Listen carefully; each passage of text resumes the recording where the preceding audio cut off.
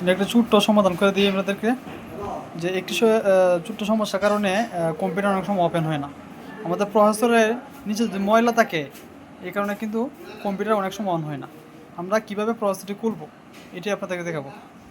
এখানে একটা ক্লিপ আছে, ক্লিপটা এই যে আঙুল দিয়ে হালকা করে চাপ দিবেন, চাপ দেওয়ার পরে এই যে দেখেন আস্তে আস্তে করে এদিকে সরে গেছি, সরে যাওয়ার পরে এই যে ক্লিপটি ছেড়ে দিলাম, দেওয়ার পরে এই অটোমেটিক এই যে এটা আসছে।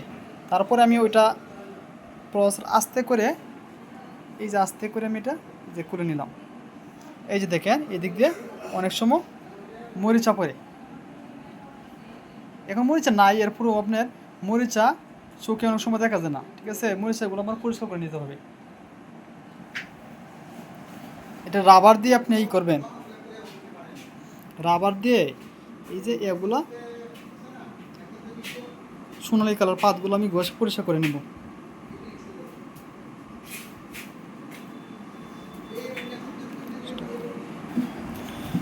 পরিষ্কার করা শেষ, এখন আমি আগের স্থানে লাগাই দেবো। এখন এটা এক সেন্সিটিভ একটা বিষয় আছে, ওই যে ছোটো ছোটো পিনগুলা, এটা চুলের মতো, এটা আঙুলে যদি স্পর্শ লাগে তাহলে বেঁকে যাবে, যাতে এগুলা বেঁকে না যায় এই জন্য আমরা সাবধানে এগুলা প্রসেসটা আমি সেট করবো, সাবধানে, কারণ যাতে আমরা আঙুলে স্পট না পড়ে এটা আমাদের।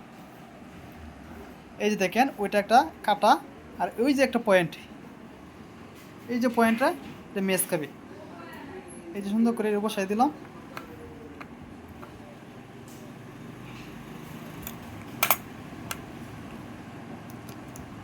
ধন্যবাদ।